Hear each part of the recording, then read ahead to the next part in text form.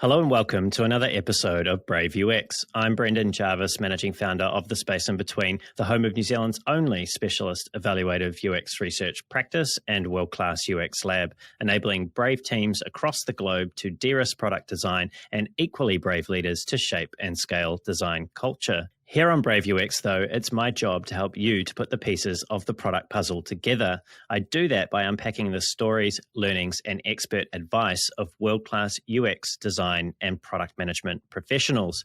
My guest today is William Ntim. William is a senior UX designer at PayPal, where he's helping to shape the future of the company's financial products, making it easier for people to send and receive money across the globe. Before joining PayPal, William was a senior UX designer at the Home Depot. There, William owned the end-to-end experiences for B2B order management, purchase history, cart and checkout, as well as several other product experiences.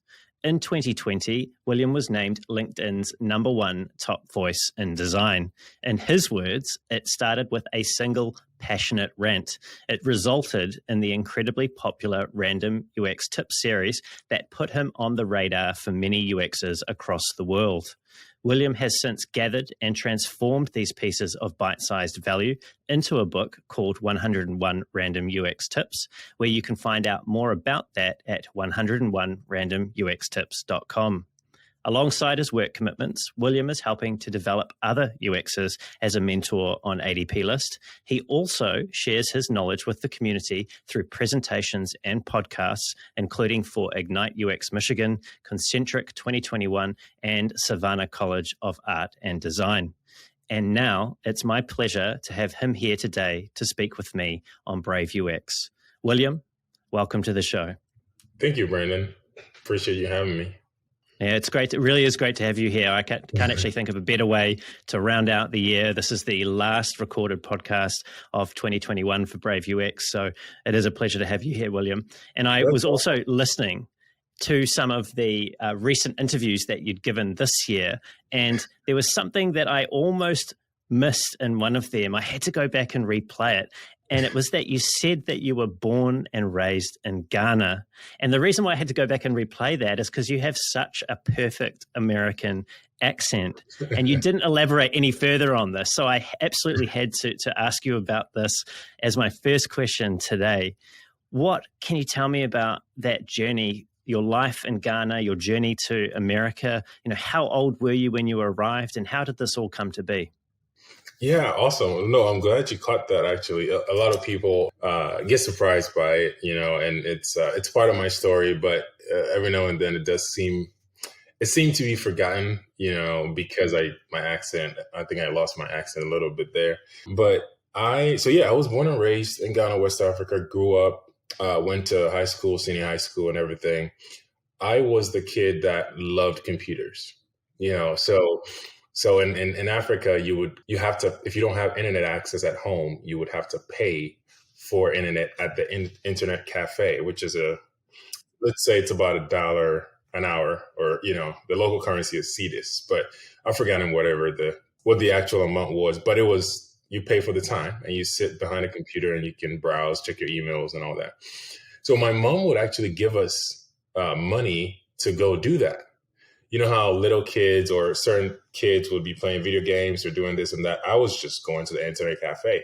So I was, messing with Microsoft PhotoDraw, which is a very old application. And I think there was a free website builder website that I used, to just play around building websites. But I don't remember I don't know if it was Webs or Wix or something was there way back then, back in the 2000s. So I used that to play around. That was really how my love for software design, formed, right? And then I got accepted to Lone Star College here in Houston, Texas. And then that's really, that was in 2009. I was 19 years old. Oh, well, there's a fun story that I just remembered too. Yeah, go on, share. We're all about fun stories. So another crazy thing is, so before I left, I wanted to be an actor. Mm-hmm. I've wanted to be a lot of things in my lifetime. So an actor was one of them. Well, William, I can see that. I reckon if this whole product design thing doesn't pan out, I reckon you should give acting another shot. Definitely. I wanted to be an actor, a model. I mean, I wanted to be a lot of things, right? I think I've been a rapper at one point, but anyway, we'll get to that story.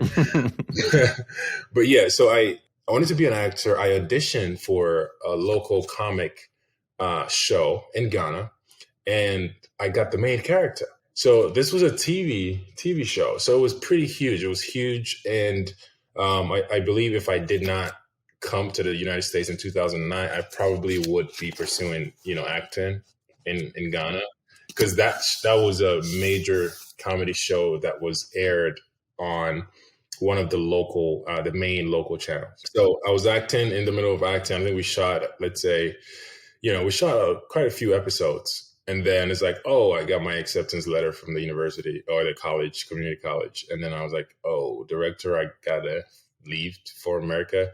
It's like, okay, well, when we coming back, that's fine. We can take a break. It's like, no, like I'm leaving. Like, I have no return ticket right now. It's college, 4 years. And then I don't know what that's going to look like afterwards. So he had to update the storyline, the script.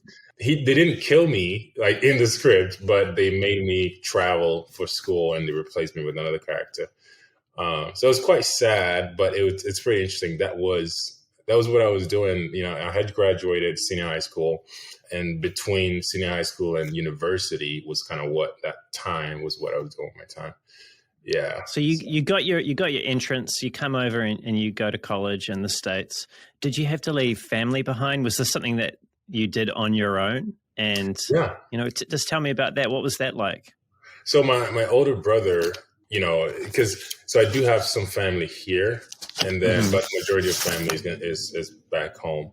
But it was a very interesting experience since that was the first time I took an airplane.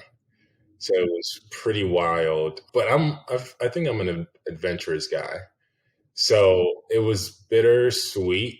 But I had these goals, or I knew my potential, and I needed access to new technology, to opportunities, the kind that I didn't find back in Ghana at that time. And even with the internet access, like you had to go to an internet cafe to pay for it, which I'm sure you could get that installed. There are homes that have it, in Ghana now, but we lived pretty far from, not super far, but we lived in like a new construction area. So, trying to get electricity out. I mean, not electricity. We had electricity. Trying to get the internet out there. It was just so much work. And my mom wasn't like super tech, heavy. So it's just like, look, it just wasn't. Yeah, so things that we take for granted, don't we? When you live somewhere like in Houston or where I do in Auckland, it's just as a given that you're going to have it. But I can understand like that the definite need that you're describing there to actually go somewhere where just access is readily available, so you can develop and build on those skills that you were working hard on in that internet cafe. It's great to hear that you weren't just playing games either, because that's usually what people are doing in internet cafes. Yeah. I was weird. I was out there just building. I was building websites. I had like a T-shirt. I actually had a T-shirt clothing line in Ghana. I would buy blank T-shirts and buy paint and design them, and I'd sell them to like my high school classmates and everything. I did that. It was pretty successful too. Like I had a lot of people buying my clothing brand, and I think people still have it to this day. I also like sewed. I created these drawstring bags, custom, all handmade. I would buy material like leather, different kinds. I'll go to the market to buy all these different types of fabric and then cut out and create custom backpacks. I mean, I was really going in with all the crafts and stuff. And I was selling, I was making money. And then I got, and then I graduated and then went into acting, and then, got the acceptance and the visa and all that. So yeah, and it's this confidence, this positivity, and this entrepreneurialism that you're describing that did stand out to me when I was looking at your body of work watching your previous interviews and of course preparing for today. And you said something recently on another interview, one with Caden Damiano, that made me a bit curious about another aspect of you, which is something that you're actually kind of talking about here, which is this quite deep-seated drive to do lots of things. You obviously are quite focused, but you don't mind being busy. You know, you're working at PayPal as a full-time product designer.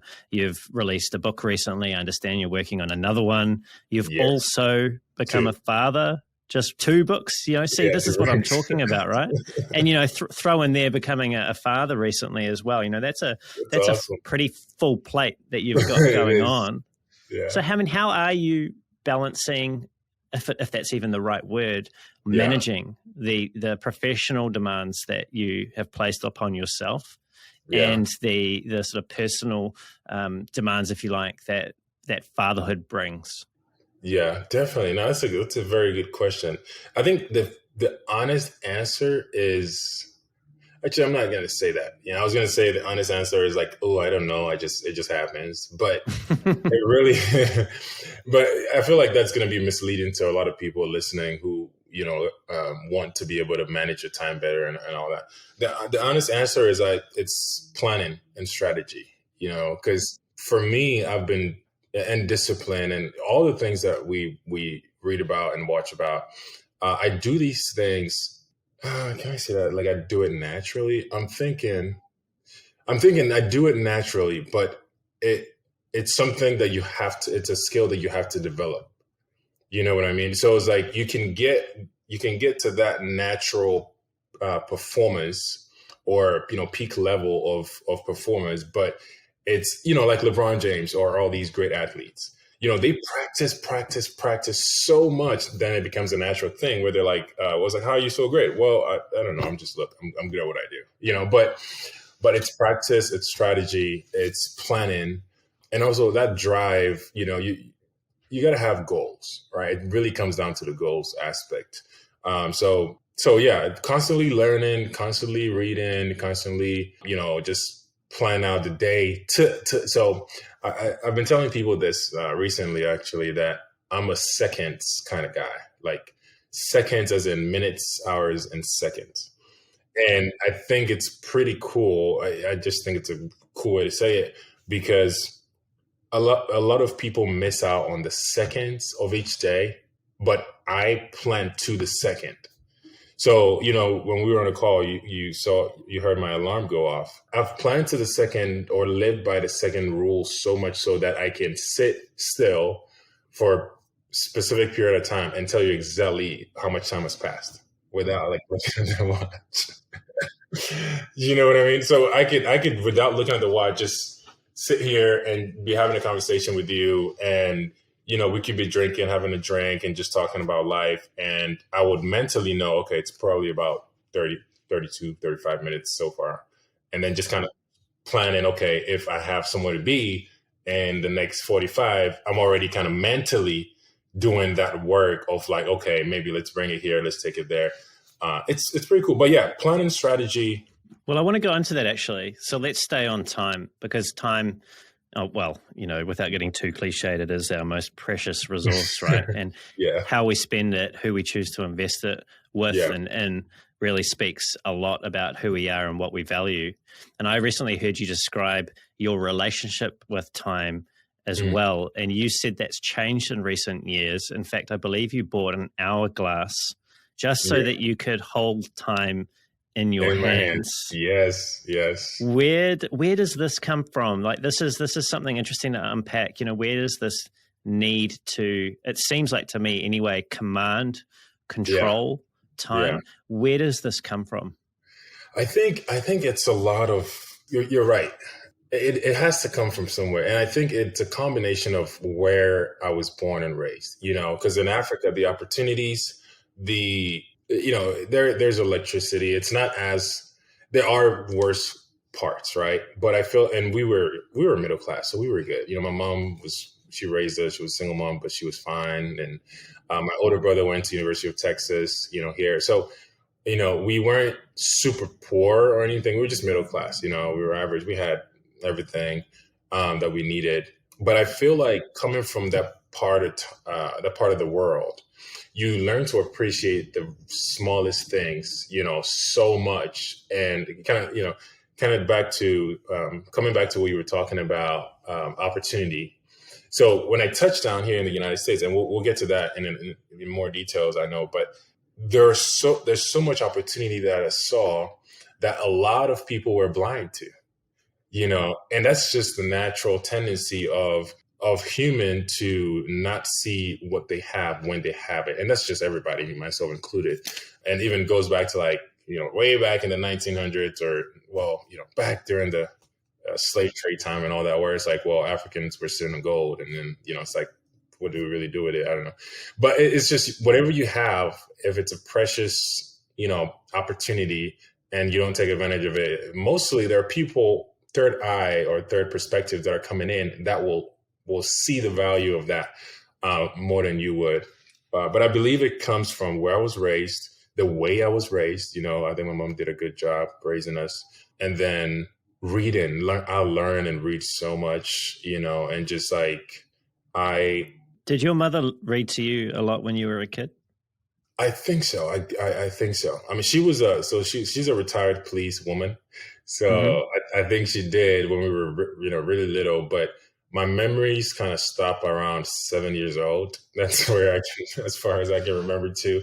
And back then, at that age, we were going to school on our own. So it's like, hey, but yeah, so a lot of reading, a lot of learning, and then just always want the need or the want to be better and the want to fully emerge. Because I listened to this was it a sermon? No, it was just a talk, a webinar about from Dr. Miles Monroe. And he said, a seed has everything it needs in it. And I think that struck me. And that's just maybe the past 6-7 years that I've been listening to him. And it's like, so the seed has that whole tree inside the seed. It's just a matter of putting it down, planting it. And then all of that emerges. So realizing that as a human being, there is a purpose that, I have to accomplish. But then also realizing that, wait, you can do and become anything you want. What? It's like, oh my goodness, I could be that and this and that. It's just like, let me do it. So I just, try to do all I can and then, enjoy life to the fullest. Also, because a little bit morbid, but because I won't be here forever. I want to take advantage of my time here and impact as much lives as I can. And so that way, when when my time is up, I can say, deuces, guys. It was fun. Let's go. Yeah. You spoke about, a lot of reading, a lot of thinking, but you've also described the third ingredient in that, which is a lot of doing, a lot of action. Yeah. And when I was thinking about what I had already known about your views on time when I was preparing for today, it reminded me of a quote of Napoleon's, or at least it's attributed to Napoleon, the old French general, which was, the quote is, "The reason I beat the Austrians is they did not know the value of 5 minutes." And, wow. You were, and that's to do with obviously military strategy on the battlefield. And there's a window in every battle back in those days where that 5 minutes can turn the tide in your favor. But you described just before about, living to the second, which is taken like Napoleon's and blowing him well out of the water here. Yeah. What it seems to me like you, and I use this word not lightly, but it seems to me that it's almost as if you're afraid that you're going to run out of time before that your final moment to get done whatever it is that you seek to get done. Yes. No, absolutely. I think that's the sense of urgency is what a lot of people miss. And even in relationships, I've had relationships, like we're all adults, but even in relationships, it's just friendships, males, females, doesn't matter. It's just time is so, I feel like it's difficult to help people realize its delicacy, which can be such a huge disconnect between people, and then another crazy or funny thing is, so back in Ghana, if something is 5 o'clock, you normally show up 5:15, 5:20, like the African time. They call it the African time. That's just what it is. So, but then, getting to the United States and realizing, wait, no, that's not how it works. It's normally before. So I had to shift into that. But I think the overall kind of that crux of me like valuing time, like, okay, because back home I did design, fashion design, I did acting, I went to school, got my degrees. So it was like, I want to take advantage of every little second. And that hourglass comment that I made, I mean, that was so exciting to me when I could really process, oh, this is 1 hour. I'm literally looking at the time and feeling this is 1 hour and it's going, it's passing by. I think that was so crazy to me, just to realize. And then the more I read and the more I learn, it's like, wow, and you're getting older and just everything around you is really prepping you to value what time is given you and has given you so far. And I think it's something that we have to continue to take advantage of. I have to say that maybe it's just the particular time of year that we're recording this and the relatively reflective state that I've been in, although it has been hectic as well. It's so refreshing to have this conversation about time and to hear you speak with such fervor and passion for life and how you live it and where you spend your time. I think it's a really great reminder for us, and when this comes out, it will be January, but for us at the beginning of a new year to take stock of and to think about just exactly how we're going to spend that time. And you're also reminding me of something else that's really important, and it has come up a couple of times in conversation on the podcast, which is the real energy that people that immigrate from one country to another and the fresh pair of eyes that they bring when they do that injects so much value into their new home of choice. This is something that I was speaking with, I don't know if you've come across Koji, who's a senior design manager at Twitter, Koji Pereira. He's a previous guest, and he came from Brazil to the US, probably about around the same time that you did, actually, maybe a little later. And we were having a similar conversation, just about that energy and also the value that the immigrant people do bring. And I think we forget that. We're not aware of it. We get so used to people that are from the country that you're immigrating to. We forget that because we get too complacent and too comfortable. Yeah, no, I agree. And it's interesting now that we're talking about it. It seems to be every single immigrant in every single other country or like foreign country. Because like the whole African thing, we had, foreign teachers come down, or you have foreign business owners and entrepreneurs, investors flying out to different parts of the world. It's just that there is always a new perspective of like, oh, wait, you guys have this. We could do this and that with this. And then they get in there and then next thing you know, they start an operation of some massive, corporation. And you're just like, wait, but dang, we lived around this all our lives, And in the same way with people coming to the United States or going to like other places, it's just new perspective. And I think the key is probably the new perspective, right? So being in a new world or a new environment creates new perspective. So another part of why I kind of move the way I do is also for that new perspective opportunity there of like, okay, even in my UX design career, I have worked in so many different industries, but still a UX designer. And the reason I did that was to be able to learn all these new, to obtain and retrieve all these new perspectives from different industries and how it pertains to UX design. So I'm really pleased you brought that up. Yeah, it's a really key point, actually, that your intentionality around experiencing different industries. And I believe you've come to a happy place now in PayPal in terms of finance. Yes. And at least I've heard you talk about it in terms of you feel like this is an industry or a sector that you are wanting to invest, a significant amount of time in, no matter, I don't know what that amount is, but you're quite happy here. What is it about having been and seen a number of different industries and now finally arrived in finance? What is it about finance that has really captured you? So I think that's a really good question. I think as I matured in my career in my profession, as it grew from junior to mid to senior, I also grew in just life and in interest and in knowledge of managing investments or saving money or finances or, how are you going to take care of yourself over the next 2 years? So planning ahead and all that. So that has always been my interest. And, I've been in investments here and there and, real estate and all that as I grew.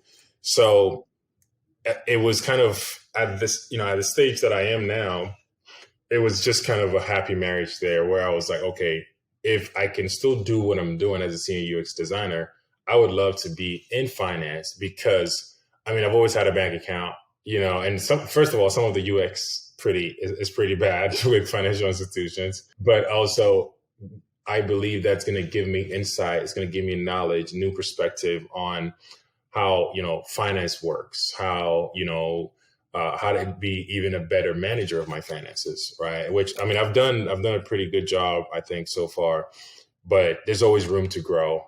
And plus I had pretty much touched on a lot of major industries already at the time. I've been in the real estate, hair care, health and fitness. So I was kind of like really checking the boxes, and I was like, yeah, finance seems to be the next thing for me. I need to get in there. I had a brief break with another company, Skill Factor, before PayPal, and that was finance. So I think like I got a taste of that, and I was like, yeah, this is where I want to be. Let's talk numbers. Yeah, I like talking anything with numbers now. That's kind of where my interest is this season. So it was yeah. Things are going really well for you, and that is fantastic to hear. And that's definitely been the trajectory that you've been on. But it hasn't always been smooth sailing, has it? I remember you talking about a time in particular in 2017 where you lost your job at Build Matter, and it took you 3 months to get your next job, which was at the Home Depot. And you said, and I'm just going to paraphrase here, you said that at the time you weren't even on LinkedIn, and you promised yourself that you would never let this happen to you again. Never, ever, ever. Why did it take? So take us back there. Let's rewind the clock, rewind time. Why did it take 3 months at that point in your life to get a new job, and what actions did you take as a result of that? So it was interesting because I had been in the industry for over 6 years or 5 years, a little over 5 years. But it was the last 3 were remote, last 2.5 were remote. So I did not know anybody or have a network here in Texas. And then living in Houston, the network, I had a huge network there, but I owned a magazine company at that time. So the whole network that I had there were more businesses and, young professionals. And it was huge, in that fashion and young professional industry, arts and all that. But then for software design, that was like my full time, and I didn't really have a network around that. And then I moved to Austin, Texas for HostGator, a job at HostGator. That was really what brought me to Austin, and I loved it. And I fell in love with the city. But then I was still remote. Well, I was in person until I left HostGator for a remote company, and I worked there for about 1.5 years. So that's the disadvantage of working remote. You don't have that physical, or if you don't make conscious effort to build a physical network, you won't have that.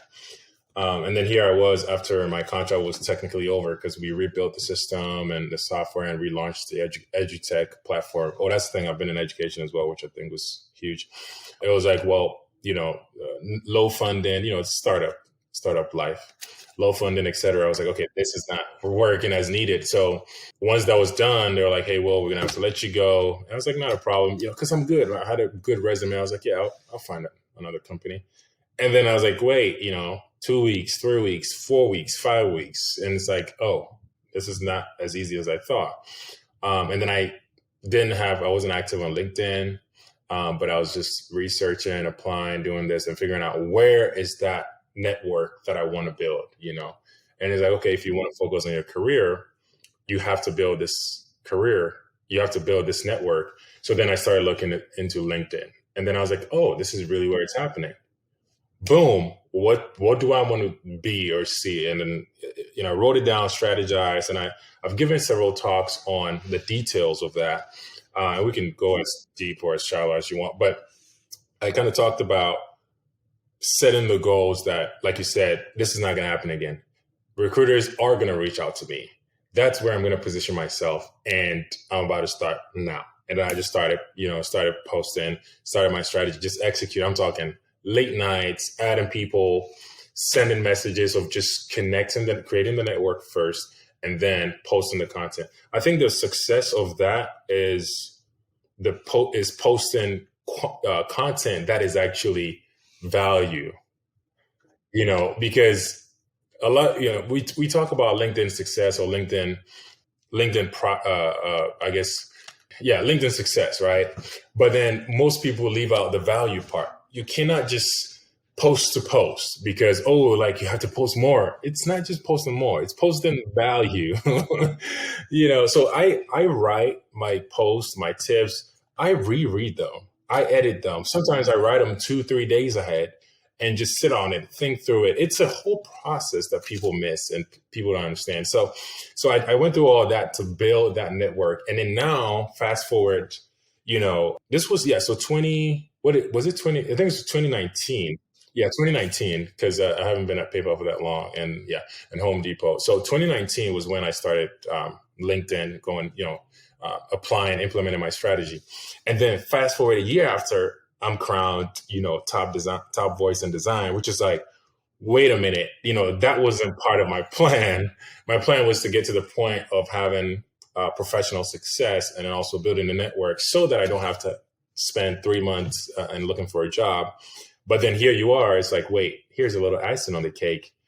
We actually appreciate you from LinkedIn itself, and now I'm part of the, the LinkedIn influencer network, like thingy.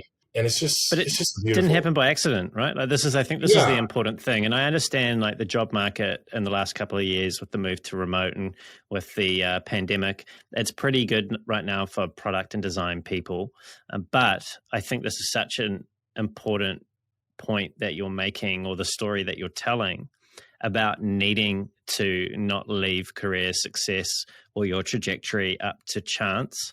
And actually, you spoke about taking action earlier, but also in here, you've spoken about creating value through those posts. And I mean, we're talking about, the 101 random UX tips, right? That actually ended up becoming the book, right? And of course that is, and so you can see how these actions build on top of each other, and they have really helped you to get into this position now where you are in demand and you have built yourself a really solid network, and you will probably never experience that situation again that you did in 2017. No, never, because now I'm sitting on, thankfully and super grateful, but I'm sitting on, or I have a connection or network with so many major companies that I'm just like, oh, this is awesome, right? And it's not just because I want to. It's because of the value that I brought to the table to say, hey guys, like I actually have something to offer, and it's not just an emotional offer. It's actually something that I've been putting in work for the past 6-7 years. So here's all my experience so far and the knowledge that I brought. And they're like, oh, actually, we find this useful, so we want you. It's like, oh, well, thank you. It's a pleasure to be here. You've also used an analogy in the past. You've talked about this notion of a fruit tree, and I don't know if that's sparking anything for you. Do you want to tell us about that? Because I thought that was quite a nice way of summing up what it is that we are talking about. It's something I stole from one of my readings as well. But it's like I was talking about the seed earlier. Of the seed has everything that it needs, and you're a seed, I'm a seed. You have everything you need to succeed and to fulfill your purpose on earth. And so do I. Once I understood that concept, I was like, oh, I can be anything, I can do whatever. But then after the seed germinates and becomes a tree, it does not go to like the market to offer its apple fruits to customers. Actually, the farmer would have to go to the tree to pluck some apples if they want apples. If the tree's by the roadside, people would have to walk to the tree to get some of the fruit, if there are animals, if this tree is in the wild, the animals will have to go to the tree. So it really kind of changes your understanding of, if you become somebody that provides value, people will come to you. And I was like, this is not rocket science. This is such a beautiful principle that I was like, oh, so all I have to do is be a person of value. Done. Read, practice, work, just I can do that. Yeah. Refine your craft and then position yourself in a way that you can be found. That's another part that, I think people miss, of just like refine the craft, refine your skills, and then position yourself in that perfect place. Cause like the tree can be deep down in the woods somewhere with no access to animals or humans, and those fruits are just going to fall down and they'll rot. But if you're, properly positioned, you would have the benefit that you're looking for, and also those fruits would be useful. But yes, that concept continues to prove true. I've given so many talks in like large universities. I do not have a 4-year university degree, but I've given talks at 4-year university. You know what I mean? It's crazy. There's another myth that we could get into, the myth of formal education, that might sidetrack us. But you're making an incredibly relevant and true point here, or at least I believe it to be true. I was speaking to Jamie Levy, who's the author of UX Strategy, a couple of weeks ago, and she was saying that, she invested 2 years writing the first edition of the book. It was a low income period for her because she was putting all of her energy into the book. And she said that the best thing that she did, or she realized after she'd written the book, was she needed to get out there and tell people about the book. So she went and toured the world, spoke, gave workshops, did the whole marketing piece, right? That sometimes in design we feel a little bit icky about. But there's no point writing a wonderful book like that and then not telling anyone about it, because people will not come, people will not find you. Exactly. You got to position it. Yeah. Really key point. I want to come to the writing piece of your content, of your posts. You've obviously talked about how you would write them, you'll sit on them for a few days, you'll reflect on them, consider whether or not they are actually of value.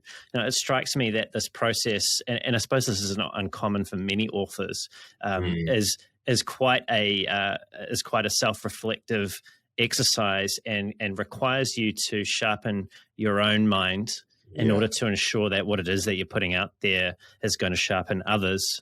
What personal blind spots or rough edges have you discovered in yourself or in your practice of UX as a result of putting all this energy and investment into writing your knowledge down and sharing it with the world? I'll definitely say, because so Ghana was colonized by the UK. By the British, right? So we speak the Queen's English, right? The Queen was our president, quote unquote, back in the day. So that's good. I have that going for me. Good education and all that. But I still want to be able to kind of even grow in my English, expertise. I'm trying to find a fancy word, but I can't think of anything. But my English writing and speaking skills, right? Even though I've come a long way, and I've done a lot of things that most people haven't, but I still want to even do more.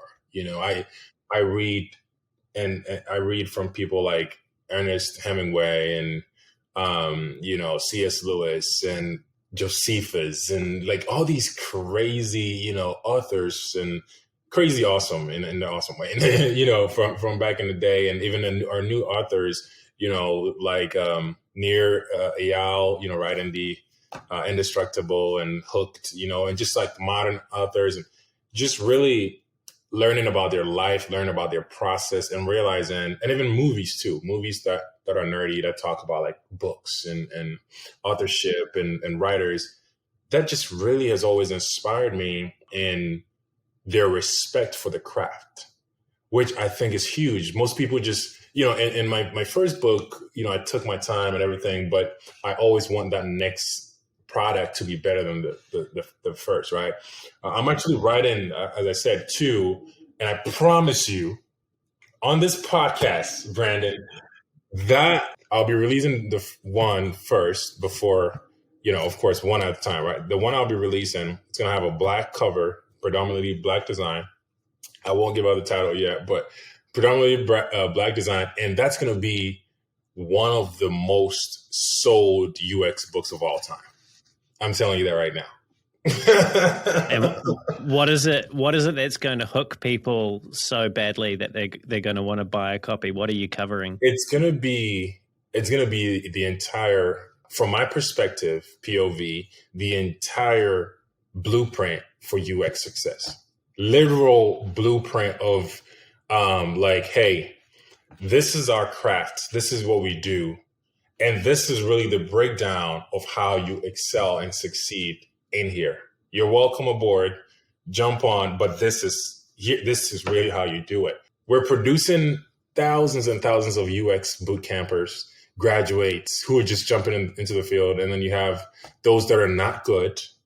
They're just not good. Okay. And those that are just like imposters. And you have those that really care about the craft, because there are people that come into UX for the money. And I've given talks about it. I've posted about it and said, look, if you're here for the money, you're not going to last, because it's very emotionally draining. The process of UX, the stakeholder buy-in, the rejection, the approvals, the research, it's tedious, and not everybody's going to last. But there are certain things that we did right, and we continue to do right as senior UX designers that can help you avoid a lot of these same mistakes. Right. So it's really going to be that book that's like helping designers, both senior and junior, to, senior, mid-level, just everyone, to say, hey, look, if I'm feeling like, having imposter syndrome a little bit, or if I'm feeling down or feeling unmotivated, something that you could pick up to say, okay, where am I in the process? And then what are some of the things that are going to be happening around me at this time, at this season? So I'm putting a lot of effort into the research, into the artistry of it. I think that's the most important part. I'm also writing it as a masterpiece. So the choice of words, the arrangement and the hierarchy of words, it's just a whole art that I'm having a good time writing for designers. So it's as if like we're in Figma designing something. That's kind of that's the goal I'm trying to achieve with the book. When you're reading it as a designer, I want you to feel like, wow, you're designing something. Like this is a designer writing for another designer. So it's going to be pretty exciting. Yeah. And is this book inspired by the talk that you've given called "How to Increase Your Competitive Advantage as a UX Designer"? Yes, yeah, right. Because I want to come to that, because that is on my little list of things to cover with you today. Awesome. You spoke about in that talk the need, the very real need to focus on the soft skills ahead of the technical. So actually, sorry, Brian, let me interject a little bit. It's not necessarily that one. I think that probably planted the seed, but the next talk, however, that followed was the reverse engineering your UX career. That was the one that spurred it all. And I was up till 3 a.m. preparing content for that talk. That was when that idea hit. Yeah. But it was right after the one you're talking about. Yeah. Well, let's zero in on, if we can, on the soft skills, because I think this is such an important thing to cover. You mentioned people coming out of boot camps and sort of other formal education, and then they run into the very real brick wall that can exist when you're actually in a real company doing real work for the first time, or even just a different environment. You might have come from a really supportive, really helpful design-based environment and move into another company that doesn't quite have that same level of maturity, right? And there are some challenges. What is it about soft skills? The things that we have to do every day: empathize with others, learn to listen, really, really, truly put our human face forward in the best way, that people struggle with so fundamentally. This strikes me as a really strange thing for a species. Humanity is we're successful because we're cooperative. Yet for some reason, when we hit the work environment, the corporate environment, we seem to freak out and freeze when it comes to some pretty basic stuff. Why is this?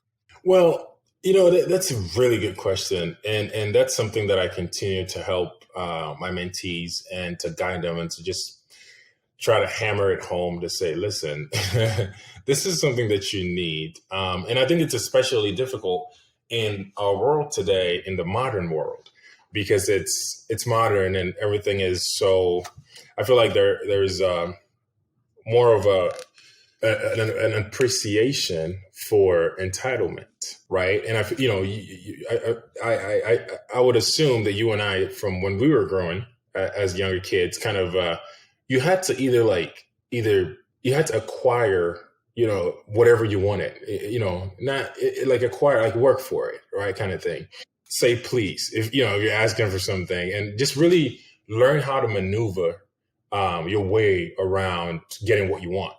And I think we have lost that, a bit of that in our society today, especially with the younger generation coming up. And that is affecting the workforce. It's affecting everything, because you have I have mentees that from all over the world. I'm on calls from, with mentees from in the UK at 1 a.m. or, India, China. I mean, it's everywhere. But I hear a lot of, oh, well, like you're saying, about different work environments. I've had multiple different work environments. That in itself is not a deal breaker. The deal breaker is how you look at it. How prepared are you? How do you understand that process? And I went into every single industry that I worked at with the lens of here to learn something new. You see, here to learn something new. So if I get there and it's a horrible work environment, I'm protecting my sanity, protecting my peace, but with the POV, the perspective of I'm here to learn something new, because there is going to be something to be learned at every company. It doesn't matter the environment. And I feel like a lot of people miss that, and they just focus on, writing long LinkedIn posts, bashing companies and bashing, other humans and even recruiters, like, oh, well, I didn't get a call back and this is not right. And it's like, relax, this other person is a human too. Whatever they're going through also matters. Like, everybody's situation matters. But what can you do is to look at it and find out what you're supposed to be learning in that moment. Because it could be, okay, learning that team structure does not work for you, right? But because they're paying the bills, and because you are also in the field that you want to be, you're learning, you're designing, you're growing. If you can execute, get your job done, learn. So that's that exchange that you're doing there. And then figure out how long you can stay there for, right? Okay, maybe I can do this for 2 years. Great. You do your 2 years with your shoulders high, with your chest out, with joy, and execute it to the fullest of your abilities. And then just take all that knowledge and guess what? Just spring and excel from there. This is such an important point that you're making. And I'm not suggesting in any way that there isn't bad shit that goes on that shouldn't be tolerated. And there are definitely things that happen in our world that, you just don't have to put up with. But 99% of the time, and again, that's a huge generalization. If you can adopt this mindset, the one that you've just spoken about, William, about seeing it as a learnable or a teachable moment, what am I learning from this crap experience? Yes. What a way to protect yourself, and what a way to build yourself. I really think that's such a key framing that you've just brought there. Yeah. I mean, like, one thing, I just thought of this thing from this event from Ernest Hemingway, and I watched his biography once, and that changed my life. It changed. There was one time where I think he went out drinking, or kind of like paused writing and went out just living life, just out there in Italy and somewhere, just having a good time. And people were just kind of talking, really saying the worst about him. Like, oh, you fell off. You can't really write anymore. And he's like, oh, really? I mean, the press, everybody's just talking crap about him. He's like, all right, took a break, kind of just isolated himself, and then wrote another piece. And I'm kind of shortening the whole process there. But I think while he was doing that, he wrote one that was like a failure. People just didn't accept it. And he's like, oh, I'm still the man. I can still do this in my sleep. I'm going to go back in and actually isolate myself and put in that, same level of energy. And then just wrote another one that blew all his previous works, and sales and numbers in the water.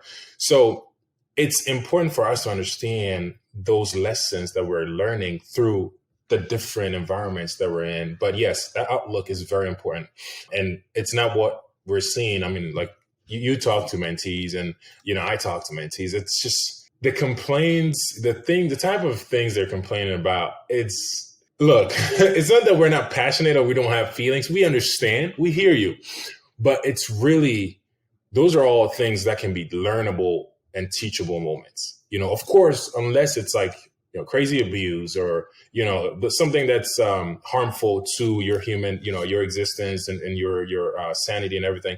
We're not saying any of that is okay, but it's just that there's a lot that we can feed off to become better at our craft, better at as professionals, which will help us to grow to that next level that we're looking to grow into. Yeah.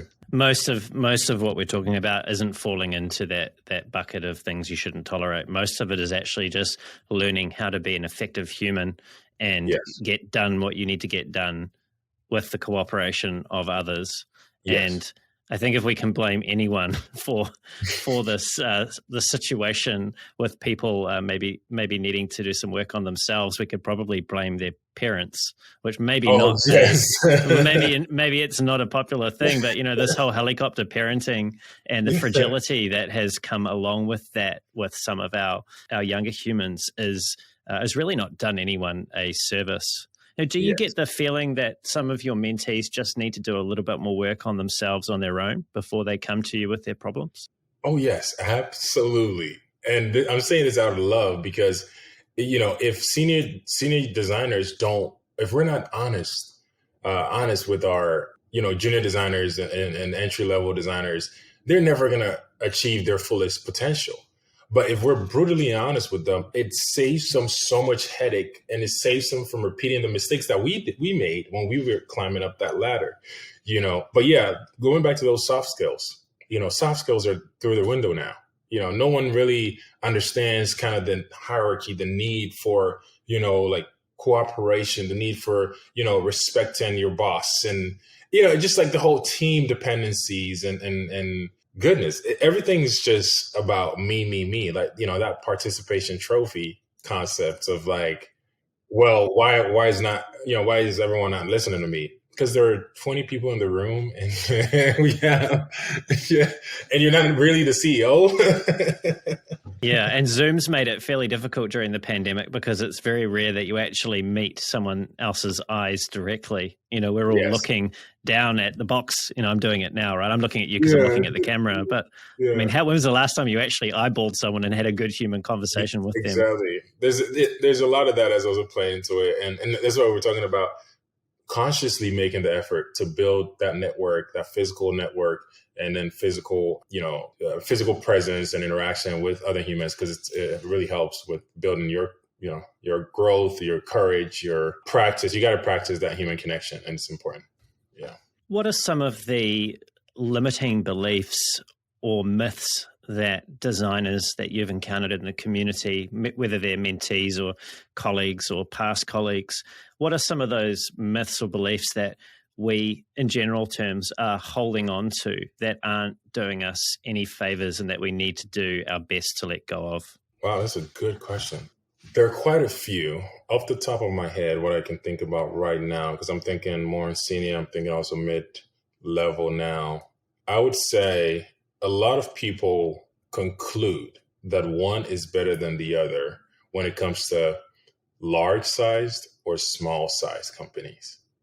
And I think that is something that's limiting designers' growth, designers' excel rate or ability to excel, because, somebody's goal might be to work at Google, and that is a very valid goal. That's what they want.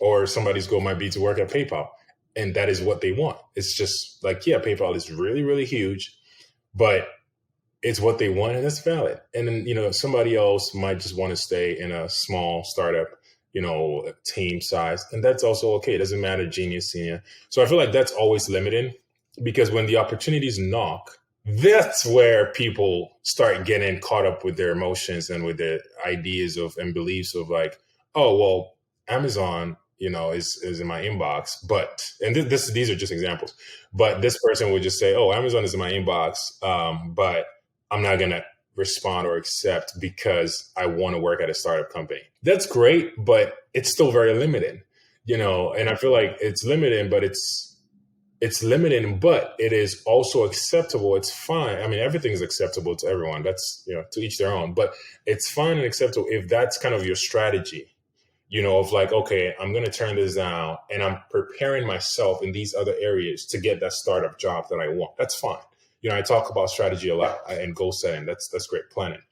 But if you're kind of just really winging a lot of things and really not really planning and strategizing your life, I feel like that's going to be something that will limit you because you don't know what you don't know. Yeah. So you're saying don't not act with intention. So still be intentional, still know what it is that you want, but leave enough space for considering things that might come out of left field so that you're not running the risk of being myopic and missing a great opportunity when one presents itself. Right.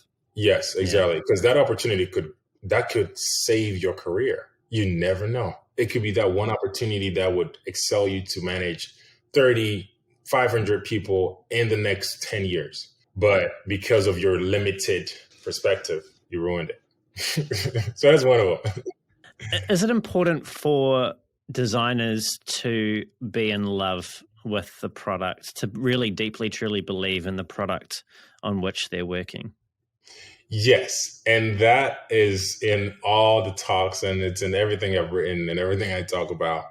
And that's where I get a little, red pill, like a little harsh or direct, that if you're in for the money, you're not going to make it. And it's like, ouch. But I'm serious. And I say that with love because the heartache or heartbreak from the pain and the emotional toll that UX takes on people, if you're not passionate about it, you're not going to be able to handle it. That's just what is that heartbreak? What is that toll? What are you talking about when you say that? So those tolls are, for instance, getting stakeholder buy-in. CEOs they're not necessarily the very nice of people. They're not here to like kind of babysit. You know what I mean? Like if you think about, if you take an organizational structure, the CEO is not there to make friends necessarily. He's there to build a company, to build, business objectives and goals and execute. So it's important for designers to understand that sometimes your stakeholder buy-in feedback is not going to come in packaged in the box that you're looking for. You might be looking for that pink, with a ribbon and with a bow, and it might just come in a camouflage, military style box, or just a plain brown one, tan. It's no like bow. Yeah, no bow, and no tape. The box is just sitting in it, and you have to understand, if you're not passionate enough, that's going to set you off. It's really going to set you off, and you're just going to be like, oh, this guy is the meanest person on earth. But then what happens is you leave that company, burn bridges, and then go to another company expecting this, over the rainbow idea, which will never exist because you don't have the passion and you're looking for that, that payout. And like, yes, UX pays very well, but you have to have that passion. And if you don't have the passion to start with, as you learn what we're here for, learn what we're doing. We're actually affecting the future of technology. So this is no easy feat of, I just, I could create a button. That looks easy. These guys are getting paid how much? No way. Like, that's silly. There are people that talk down on the craft that are junior designers that I've spoken to will talk down on their craft as if it's just like, oh, it's just a red button with, exit on it. Like, I could totally do that. And then in turn turn and want the profession to just bow to their, kind of their perspectives or their entitled beliefs. It's like, no, you came in kind of looking down on everybody in here. You're not really, this is not going to change for you because it's real. This is serious. What we're doing is very serious. We're affecting experiences, emotions. We're, affecting, wow, people don't understand. It's very deep, So anyway, it sounds like this really frustrates you. It really does, because that affects the output of experiences that we create over the next 10 years. And I take that to heart, because when we came into the field, I feel like UX was at a certain point that we were excited to be a part of. It was kind of, I feel like the previous UX designers, the experts that came before us did a great job of setting that precedence for us. And then it's up to us to really uphold that same, level of seriousness. Like writers take their art. It's like, hey, this is very delicate. The book is finished, but I need to go back and reread it and actually throw it all out and start again. And then you have an editor who's going to go through and read it and then tell you, hey, Brandon, like this 3 chapters are going to be removed. And it's like, wait, so everybody, there are gatekeepers. Every single step is important to protect what we do, because we're affecting human computer interaction. It's not just, it's not just fun. This is people's lives and relationships and emotions and data, and goodness, let's take it serious. I've probably mentioned this before, but I had a really great conversation with Bob Baxley, who used to be at Apple as one of the heads of design, and now he's senior VP of design at ThoughtSpot. And he described what it is that we do in some really interesting terms, actually, that really stuck with me. And his view is that software, the design and the development, the creation of software, of products, is actually the most important and influential cultural medium of our time. Wow. And that really struck me as a way of framing the just amazing opportunity and ability to impact the culture that we have, and the responsibility that comes along with that. And so I get it. I get it when you say that it annoys you, it frustrates you when people don't quite wrap their brains around the gravity of what it is, or the potential of influence and impact that we can have. Yes. And then, because if they don't, then it's going to affect their methodology. It's going to affect the output. It's going to affect, like what's pushed out. And that's not going to support. I mean, it's going to skew culture, society into a whole different direction, or directions that are not really helping us as a whole. No research, no this, no that. And it's like, what are we doing? We're killing that culture. We're killing that crap. But that's such a beautiful way to put it. Yes, it's definitely, we're shaping the future. We're shaping experiences, and computers are not going anywhere. They're in cars. They're in everything now, So even conversational design, like with all these new in-home devices, conversational design, no screens, but there's still UX designers, or not you, but, conversational designers that are building these experiences. Every single detail matters. We cannot even take that lightly. Yeah. Yeah. I want to come back to time, because I feel like what we've just been talking about and time are dovetailing here, at least in my brain. And there's often a lot of pressure in the environments that we work in. We were just talking off here how it's been a really busy year, and that, it's actually my year seems to be finishing in a more hectic manner than it started, right? But there's never enough time. It's a constant issue that we face. Probably every industry does, to be fair. But I always hear designers complaining about not having necessarily enough time or resource to practice design in the perfect way. The way that we read about in the books and that we get all excited about. And this really, really, really frustrates designers.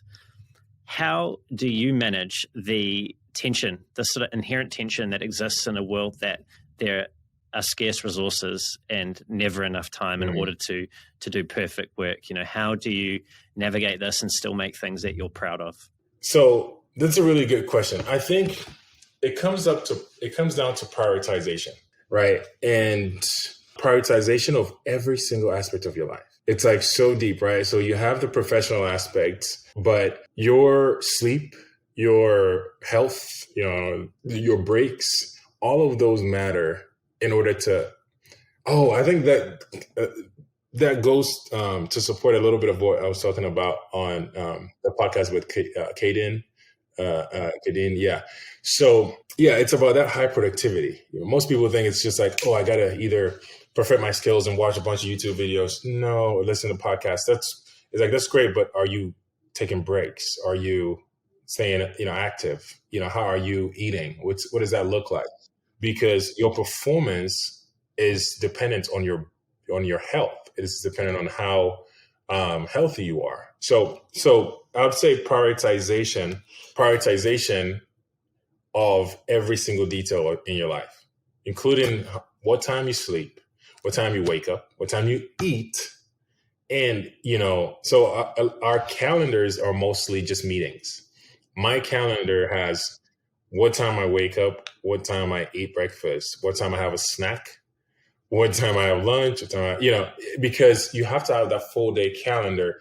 If you miss out on any of that, that time is going to go to waste more than likely, because it is, and then going up to, or kind of interjecting here about financial knowledge and management, something that Dave Ramsey said about planning for every dollar. So the money that you don't plan for, it's probably going to go to waste. You're probably going to buy something stupid with it. So something will speak for it, right? Yeah, something will find a way. You'll find a way to spend it somehow. Yes, yes. So it's in the same way. Every second is, every second matters, right? Where you gotta plan for every second. Like I wake up, you wake up at 7:30, and then 15 minutes. And as you wake up, you're actually paying attention to this time that you've set for yourself, right? And I think that's the key. So prioritization, and then planning every second of that 12 hours, 24 hours that you have. Now, it's a bit broad, but I promise people, guys, this is really the key. Yeah, and it sounds like your own health is actually quite an important part of that in your hierarchy of prioritization. And yes. there are a number of cliches about that, but it is really true. And I've noticed this over this year. There is nothing more important than your health. And I certainly, during the extended lockdown we had here in New Zealand, particularly in Auckland, of almost 4 months, that went by the wayside a little, Yeah. And the way I got it back was scheduling time for me to go out and do physical activity in my calendar. I know that sounds a bit over the top maybe to some people, but if I didn't, it didn't happen. Mm-hmm. And it's really important people look after your health, and you'll find that you've got the energy to deal with the other challenges that are presenting themselves. And sticking with it, like planning it up and sticking with it. And, now I've always enjoyed riding bicycles. So I'm actually looking forward this next season in my life. I'm looking for a bicycle. I like craftsmanship. So I want something that's like creative with like really love and care. And also the ability to support, a small business. So I want something like that. And I also want to pick up boxing, just something that I've never done, but I'm like, you know what? Why not? Really, like if people ask themselves why not a lot, they would surprise themselves. It'll be the hardest thing that you've ever done. I'm going boxing in 20 minutes and just for fitness with my trainer. And I promise you think you're fit before you put on some gloves and then hit some pads, you'll find out just how fit you are after you've done your first session. Oh, that's awesome. Wow. That's even better. I love it. I love that. I love that feedback. I'm excited because if it's going to help me just realize, okay, you need to maybe work on this, do this, and then over time really commit to it, sign up for a monthly, whatever I need to do and just stick with it. I think it's important, Yeah, this is actually making me think of, just before we wrap up for today, it's making me think of, and I can't remember who I heard this from, but you have to consider making decisions, the one decision that will remove 1,000 others. And I think that is really applicable to what we've been talking about here. Like my pre-commitment to fitness comes in the form of making a decision to get a boxing trainer. And it just means that I know every week, 3 times a week, I have to turn up at whatever time we've agreed. Because if I don't, I won't, and I'll let somebody else down. It's just something now that I do. So try to remove all those unnecessary mental loads that you place on yourself by having to make, choices every day when you can just make one and make it much easier for yourself. Exactly. That's beautifully said. Yeah. So William, if 2020 and 2021 have shown us anything, it's that life doesn't always work out as we'd hoped for, and that the universe doesn't really care too much about the carefully made plans that we've just both spoken about. Yeah. You've had to deal with your own set of challenges through your life, as everyone listening will have to deal with theirs as well. And you've come out on top, things are going pretty well for you.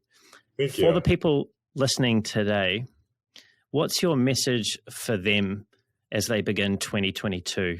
What do you want them to remember from our conversation, from your story, from all the things that you've put out into the world? What do you want them to remember and to focus on in 2022? That is awesome. It's a great question. So If there's anything that I want listeners to remember, is that the first one being, you have so much that's already in you that the world is waiting for. And I think it's important for every individual to realize that, because if not, we all miss out on what you had to offer. And if you're not able to take advantage of it, who knows? I mean, we have electricity, we have all these inventions that, think about the one device or invention that you utilize a lot. If that person, man or woman, did not fully manifest and tap into that, we wouldn't have that. We wouldn't have that better life, comfortable life that we have today. So that's key. That's number one. And then the second part is plan, plan, plan. Strategy, plan, strategy. But actually, no, before you plan and strategize, I would say research, read, learn, just always learn, always, so that's another thing. Every single time of my day, I'm learning something.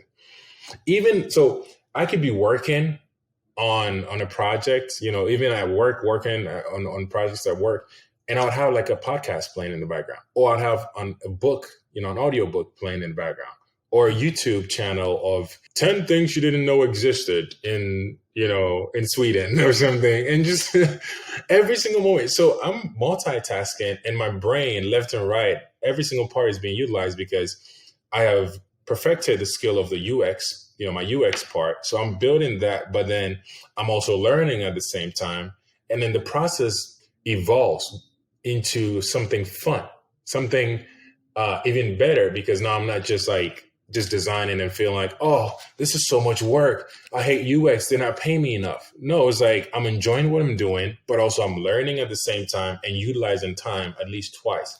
If you can utilize your time in a way that benefits you, in a way that you're learning, please do it, because that's going to help you with planning. It's going to give you more knowledge, more data to execute as you go. And then, do not be afraid. Do not be afraid of trying new things, treading new waters. These sound cliche, but even local to UX design is that, do not be afraid to take on new roles and new industries, new companies that you may have thought, I don't want to work for this company. Maybe because I read one article online and then now I believe this thing about them. Look, if you are able to give companies a chance, if you're able to look at it like there's something that I can learn here, because there is something that you can learn in every company, good or bad. So if you can look at it through those lenses, I believe that you will surprise yourself with the opportunities and the environment that you will find yourself in. And of course, do not take any abuse or, anything crazy. Stand up for yourself, as always.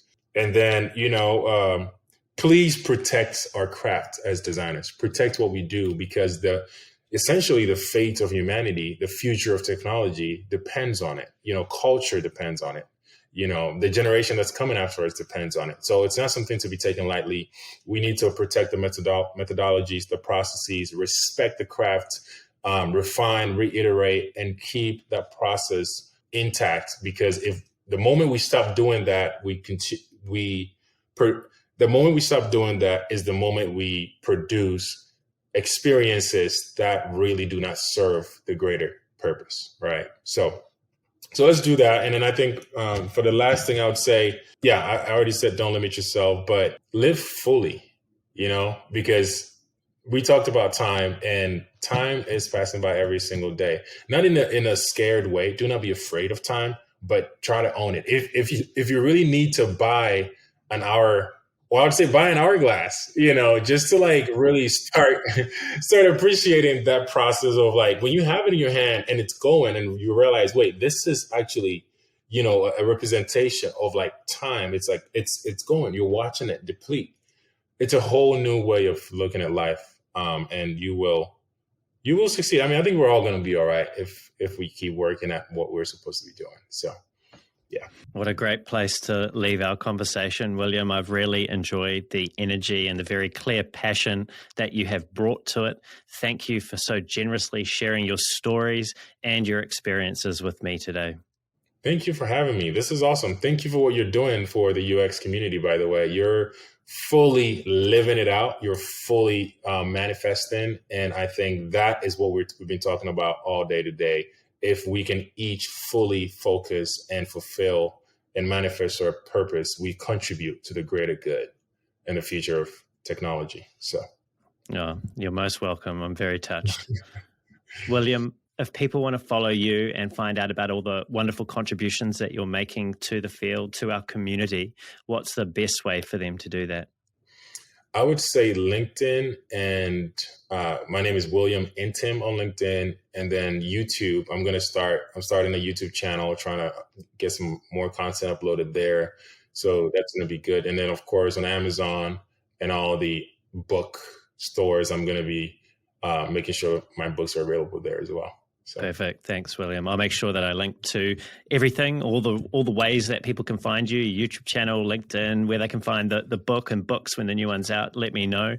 Everything as people will know will be covered in the show notes as well, so you'll be able to get hold of those resources there. If you enjoyed the show and you want to hear more great conversations like this with world-class leaders in UX design and product management, don't forget to leave a review on the podcast, subscribe, and also pass the podcast along if you feel that there are other people in your sphere that would get value from these conversations. If you want to reach out to me, you can find me on LinkedIn as well. My profile will be linked to in the show notes at the bottom, or you can head on over to thespaceinbetween.co.nz and find me there. That's thespaceinbetween.co.nz. And until next time, keep being brave.